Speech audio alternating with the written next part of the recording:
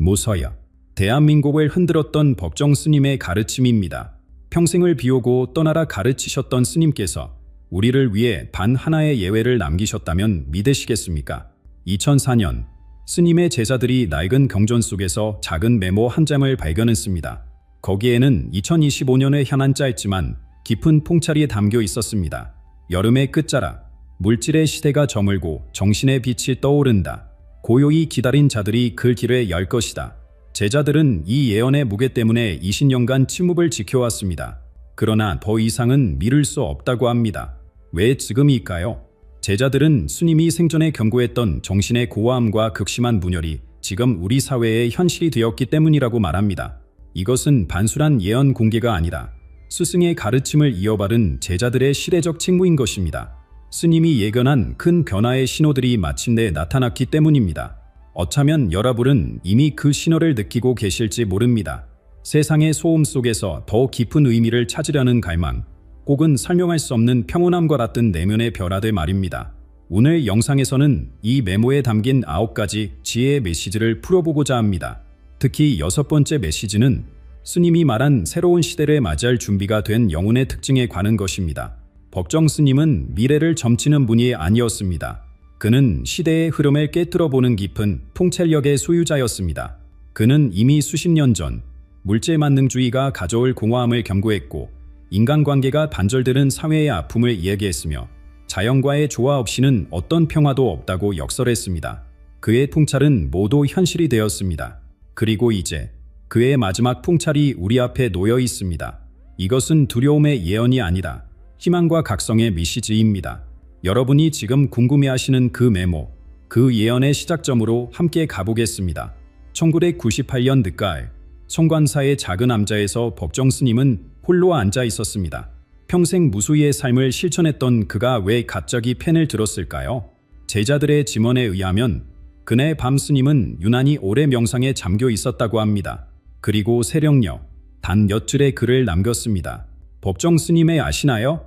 1932년에 태어나 2010년까지 살았던 이분은 한국 불교의 살아있는 전설이었습니다. 그의 무소유 철학은 단순한 가르침이 아니었습니다. 스님은 실제로 가진 것 없이 살았고 필요한 것만 남기고 모든 것을 비웠습니다. 그런데 여기서 놀라운 점이 있습니다. 아무것도 가지지 않았던 분이 왜 하필 미래에 대한 메시지는 남겼을까요? 2004년 봄, 스님의 십지기를 앞두고 제자들이 유품을 정리하던 중이었습니다. 낡은 서랍 깊숙한 곳에서 작은 봉투 하나가 발견됐습니다. 겉면에는 스님의 친필로 때가 되면 열 곳이라고만 적혀 있었자 제자들은 떨리는 손으로 봉투를 열었습니다. 안에 들어있던 메모의 내용은 이랬습니다. 27년 후 고요한 자가 빛을 가지고 와서 세상을 바꿀 것이다. 간단한 계산이었습니다. 1998년에 쓰여진 이 메모, 거기에 27을 더하면 바로 올해입니다. 제자들은 숨이 막혔습니다. 왜 하필 27년일까요? 불교에서 27은 깨달음의 완성을 의미하는 신성한 숫자입니다. 3의 세제곱, 즉 삼위일치가 3번 거듭된 완전한 수. 그런데 제자들은 이 메모에 20년 넘게 숨겼습니다. 왜였을까요? 스승님은 뇌에 말씀하셨습니다. 모든 것에는 때가 있다고. 너무 이른 씨앗은 싹을 키우지 못한다고. 수자 스님 한 분의 최근 인터뷰에서 밝힌 내용입니다. 그들은 기다렸습니다. 언제까지? 바로 한국 사회가 가장 어두운 순간을 맞이할 때까지. 작년 12월 우리나라는 극심한 분열과 혼란 속에 있었습니다.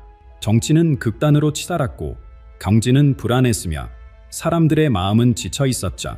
바로 그때 한 제자가 결단을 내렸습니다. 이제는 때가 되었다. 스승님이 말씀하신 그 어둠이 지금이다. 그렇게 26년 만에 세상에 공개된 이 매물은 단 하루 만에 전국을 뒤흔들었습니다. 사람들은 묻기 시작했습니다. 고요한 자는 누구인가? 빛은 무엇을 의미하는가? 여러분, 이것은 단순한 예언이 아닙니다. 평생 침묵 속에서 지혜를 전했던 스님이 남긴 마지막 메시지입니다. 그리고 그 메시지가 가리키는 시간이 바로 2조 후입니다. 하지만 잠깐, 여기서 끝이 아닙니다. 그 메모가 세상에 알려지기까지의 과정 자체가 하나의 기적이었습니다. 이 메모가 공개되자마자 전국에서 이상한 일들이 일어나기 시작했는데요. 전국에서 이상한 일들이 일어나기 시작했다고 말씀드렸죠. 그 시작은 작년 12월 23일 저녁이었습니다. 김현수라는 이름의 한 청년이 있었습니다. 법정 스님의 제자는 아니었지만 그의 삼촌이 송광사에서 20년간 시행한 스님이었자 그날 저녁 현수는 삼촌으로부터 한 통의 전화를 받았습니다. 현수야, 이제 세상에 알려야 할 때가 왔다. 내가 젊은 세대들에게 전해주랴. 삼촌이 보는 것은 바로 그 메모의 사진이었습니다. 법정 스님의 친필로 쓰여진 27년 전의 예언. 현수는 망설였습니다. 하지만 당시 우리나라의 상황을 보며 결심했죠. 사람들에게 희망이 필요했으니까요. 밤 11시 47분, 현수는 자신의 소셜미디어에 글을 올렸습니다. 여러분, 믿기 어려우시겠지만 이것은 1998년에 쓰여진 법정 스님의 친필입니다.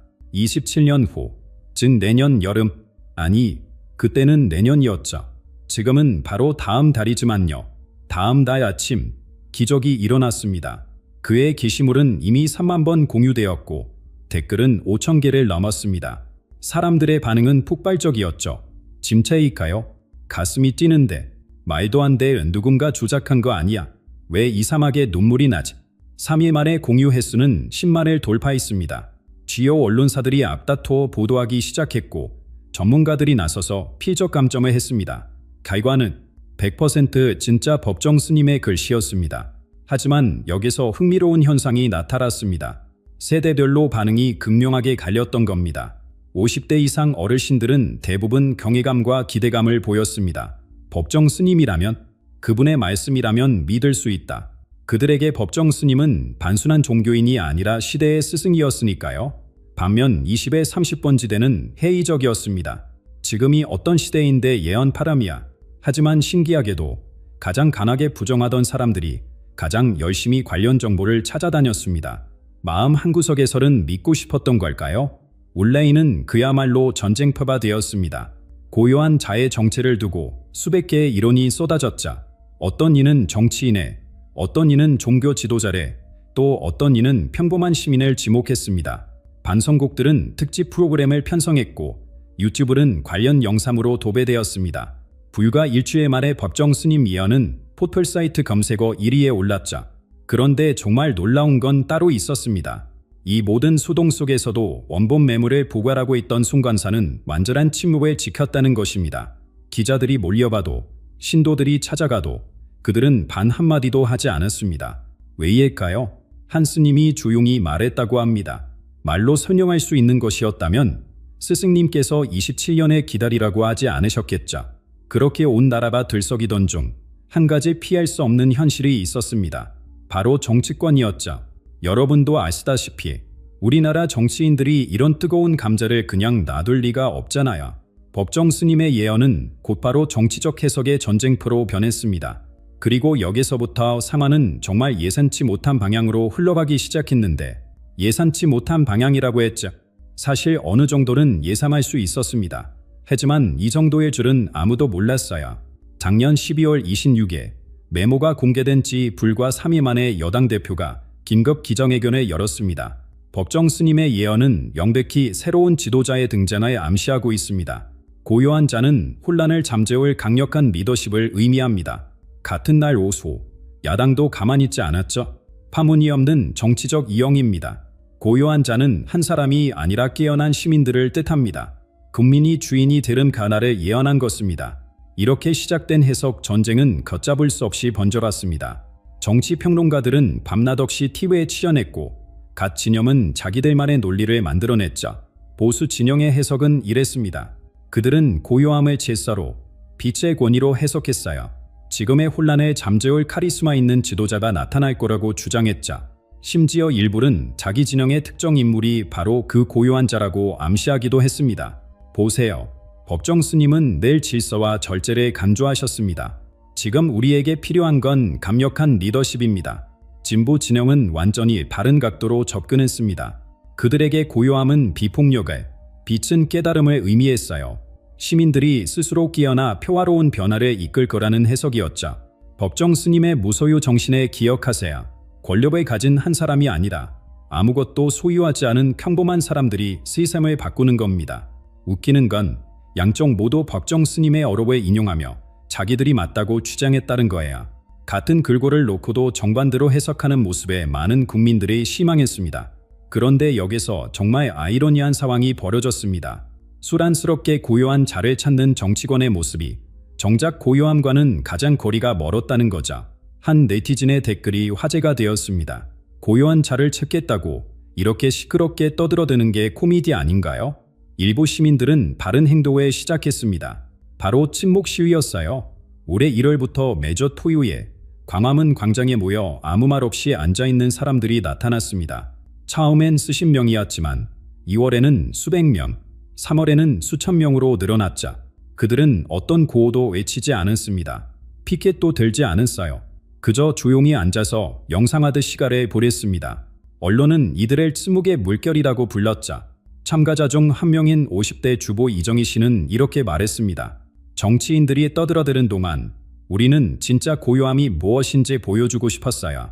신기하게도 이 침묵 시위는 어떤 정치 진영에도 속하지 않았습니다. 보수도 진보도 아닌 그저 고요함을 실천하는 사람들이었자. 그리고 이들의 숫자는 계속 늘어났습니다. 정치권은 방황했습니다. 비난할 수도 이용할 수도 없는 이 움직임을 어떻게 해석해야 할지 몰랐던 거죠. 그들이 우왕좌왕하는 사이 불교계와 시민사회에서는 전혀 다른 해석이 나오기 시작했는데 이것이야말로 많은 사람들의 가슴을 울렸습니다. 불교계와 시민사회의 해석은 정치권의 시끄러운 논쟁과는 차원이 달랐습니다. 그들은 메모의 표면이 아닌 깊은 곳을 들여다보기 시작했어요. 올해 2월 조계종 총무원장 스님이 오랜 침묵을 깨고 입을 열었습니다. 많은 이들이 그의 말을 기다리고 있었자 과연 불교계는 이 예언을 어떻게 볼까? 고요한 자를 밖에서 찾으려 하지 마십시오. 그것은 여러분 안에 이미 있습니다. 강담을 가든 매운 천여 명의 사람들이 숨을 죽였습니다. 스님은 계속했습니다.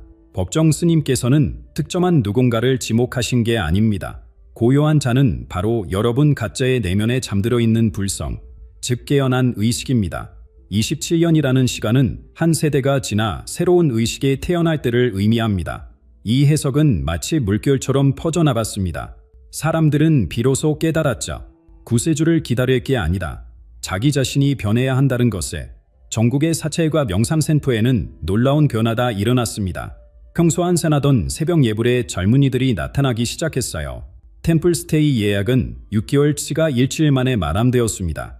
강남의 한 요가센터 원장은 이렇게 증언했습니다. 1월만 해도 회원이 200명이었는데 지금은 800명을 넘었어요. 다들 내면의 고요를 찾고 싶다고 하시더라고요. 더 놀라운 건 일반 시민들의 자발적인 움직임이었습니다. 누가 시킨 것도 아닌데 전국 곳곳에서 작은 영상 모임들이 생겨났어요. 회사 점심시간에, 아파트 옥상에서, 심지어 지하철역 한켠에서도 사람들이 모여 함께 침묵의 시간을 가졌습니다. 하루 10분 고요 챌린지라는 캠페인도 등장했습니다. 참여 방법은 간단했어요. 매일 10분씩 스마트폰을 끄고 TV를 끄고 그저 조용히 자신과 마주하는 시간을 갖는가. 처음엔 작은 온라인 커뮤니티에서 시작됐지만 4월에는 참여자가 100만 명을 돌파했습니다. 사람들은 놀라운 경험을 공유했자 10분이 이렇게 길게 느껴질 줄 몰랐어요. 처음엔 미칠 것 같았는데 일주일 후부터는 하루 중 가장 기다려지는 시간이 되었습니다. 아이들과 함께하고 있어요. 신기하게도 산만하던 아이가 차분해졌어요. 고요 속에서 제가 얼마나 불안하게 살았는지 깨달았습니다. 심리학자들도 이 현상에 주목했습니다. 서울대 심리학과 김민수 교수는 이렇게 분석했어요. 현대인들은 끊임없는 자극 속에 살고 있습니다. 법정 스님의 예언은 고요함에 대한 갈망을 일깨운 계기가 되었자 사람들은 영웅이 아닌 평화를 원하고 있었던 겁니다. 그런데 이 모든 움직임 속에서 가장 인상적인 건 따로 있었습니다. 바로 익명의 선행이 폭발적으로 늘어났다는 거예요. 편의점의 뒤 사람 것도 제가 낼게요라는 메모와 함께 돈을 두고 가는 사람들, 경험비가 없어 고민하는 이웃의 사연을 듣고 몰래 대신 내주는 사람들, 이름을 밝히지 않고 기부하는 사람들이 급격히 늘어났습니다. 한 편의점 사장님의 말이 가슴을 울렸습니다. 하루에도 몇 번씩 이런 일이 생겨야 처음엔 이상했는데 이제는 우리 가게도 동참하고 있어요. 고요한 자가 누군지는 모르겠지만 뭔가 좋은 일이 일어나고 있는 건 확실해요. 하지만 이 모든 내적 변화가 겉으로 드러나기 시작하면서 누구도 예상하지 못한 일들이 벌어지기 시작했습니다. 전국 각지의 성지에서 목격된 현상들은 과학으로 설명하기 어려운 것들이었습니다. 처음엔 개별적인 사건으로 여겨졌지만 점점 더 많은 증언이 쏟아지면서 사람들은 연결고리를 찾기 시작했죠. 첫 번째 사건은 지난 3월 경주 불국사에서 일어났습니다. 새벽 4시에 스님들이 예불을 준비하던 중이었어요. 대웅전의 촛불이 갑자기 일제히 꺼졌다가 다시 켜졌습니다. 한 번도 아니고 정확히 27번. 그날 폐쇄매로 녹화 영상을 확인한 관계자들은 할 말에 이뤘죠. 바람 한 점 없는 실내에서 모든 촛불이 동시에 그런 현상을 보인 건 설명이 불가능했으니까요. 처음엔 전기 문제인 줄 알았어요. 하지만 그건 전통추였고 각각 다른 시간에 켜진 것들이었는데 모두 동시에 27번이라는 숫자가 우연일까요? 불국사 관계자의 증언입니다. 이 소식이 알려지자 수많은 사람들이 몰려들었고 비슷한 일들이 다른 곳에서도 일어났다는 제보가 쏟아졌습니다. 4월 초 양산 풍도사 근처의 하늘이 붉게 물들었습니다. 새벽도 저녁도 아닌 한낮 2시에 말이자 목격자는 수백 명이었습니다. 처음엔 산불인가 했어요. 그런데 연기도 없고 그저 하늘 자체가 붉은 빛으로 빛나고 있었습니다. 10분 정도 지속됐는데 그 광경을 본 사람들은 모두 같은 느낌을 받았어요. 뭐랄까? 정의가? 두려움이 아니라 묘한 표현함이었죠. 기상청은 특이 기상현상이라고만 발표했습니다. 하지만 40년 경력의 기상 전문가도 처음 보는 현상이라고 고백했죠.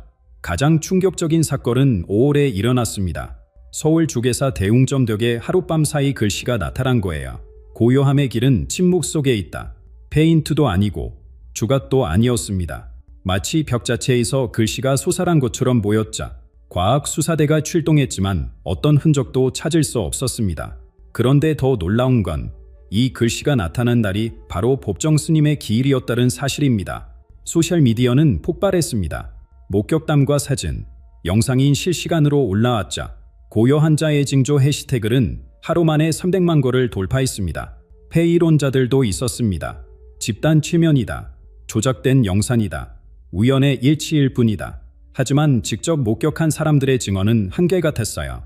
믿고 싶지 않았어요. 저는 무신론자거든요. 그런데 제 눈앞에서 일어난 일에 어떻게 부정하겠어요. 정보기술 개발자 박진호 씨의 말입니다. 그는 통도사의 붉은 하늘을 직접 목격한 후 삶이 바뀌었다고 했죠. 그날 이후로 매일 아침 명상을 하고 있어요. 뭔가다. 정말로 다가오고 있다는 느낌이 들어요. 종교학자들은 이런 현상을 집단 영성체험이라고 설명했습니다. 하지만 그것만으로는 물리적 현상들을 설명할 수 없었죠. 6월에 들어서면서 더 많은 일들이 일어났습니다. 전국의 108개의 사찰에서 동시에 범종이 울렸다는 제보. 아무도 치지 않았는데 말이죠. 새벽 3시 33분, 정확히 같은 시각에, 그리고 가장 최근, 이번 달 들어서는 평범한 사람들에게도 징조가 나타나기 시작했습니다. 꿈에서 누군가 제게 말했어요. 준비하라. 때가 가까웠다고. 깨어나니 새벽 3시 33분이었어요. 길에 가다가 갑자기 멈춰 서게 됐어요. 그리고 하늘에 봤는데 구름이 한글로 고요라는 글자 모양을 하고 있었습니다. 영상 중에 온몸에 전율이 흘렀어요. 그리고 확신이 들었죠. 뭔가 엄청난 일이 일어날 거라고. 이런 증언들이 하루에도 수백 개씩 올라오고 있습니다. 그리고 이 모든 이야기들이 하나의 질문으로 모아지고 있죠. 과연 고요한 자는 누구일까? 아니, 정말 중요한 건 누구가 아니라 무엇일지도 모릅니다.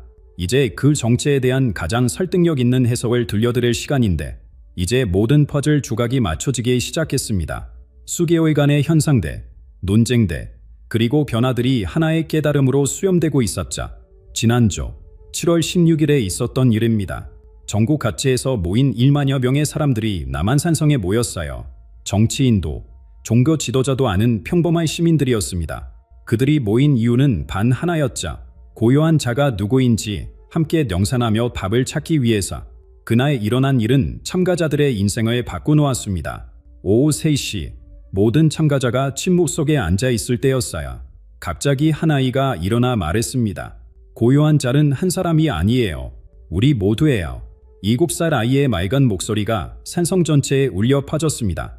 그 순간 마치 전기가 토한 것처럼 모든 사람이 동시에 같은 깨달음을 얻었죠. 참가자 중 한 명인 대학교서 추현정 씨는 그 순간을 이렇게 묘사했습니다. 갑자기 모든 게 명확해졌어요.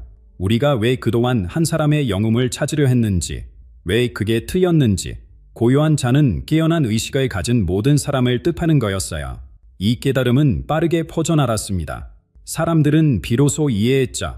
법정 스님이 말한 고요한 자는 특별한 누군가가 아니다. 내면의 고요를 찾은 평범한 사람들의 집합지였다는 것에 며칠 후 놀라운 연구 결과가 발표되었습니다. 한국명상과학연구소에서 지난 6개월간 10분 고요 챌린지 참가자 1000명의 뇌파를 분석한 결과 충격적인 발견을 했다는 거예요. 참가자들의 뇌파가 점점 비슷한 패턴을 보이기 시작했습니다. 마치 하나의 거대한 의식으로 연결되어 가는 것처럼요. 이것은 과학으로도 설명하기 어려운 현상이었습니다. 개인들이 명상을 통해 연결되고 있다는 물리적 증거였죠. 더 놀라운 변화는 사회 곳곳에서 나타났습니다. 대기업 회장이 갑자기 재산의 대부분을 사회에 환원하겠다고 발표했습니다. 더 이상 혼자만 잘 사는 시대는 끝났습니다. 국회에서는 여야 의원들이 자발적으로 모여 침묵 토론회를 열었습니다. 30분간 침묵하며 상대의 입장을 생각한 후 대화를 시작하는 새로운 방식이었죠. 학교에서는 아침 수업 전 5분 명상이 자연스럽게 정착되었고 놀랍게도 학교 폭력의 70% 감소했습니다. 이런 변화들을 보며 사람들은 깨달았습니다. 리더십의 개념 자체가 바뀌고 있다는 것에 새로운 리더십은 한 사람이 앞에서 이끄는 게 아니었습니다. 각자가 자신의 자리에서 고요히 옳은 일을 하는가, 그것이 모여 거대한 변화를 만드는 것이었죠. 한 시민운동가는 이를 리더 없는 리더십이라고 불렀습니다. 우리는 더 이상 구세주를 기다리지 않습니다. 우리 각자가 작은 빛이 되어 함께 큰 빛을 만들어가고 있어요. 실제로 최근 여론조사에서 당신이 고요한 자라고 생각하는가? 라는 질문에 73%가 그렇다고 답했습니다. 사람들은 더 이상 밖에서 밥을 찾지 않았어요. 이제 8월 첫째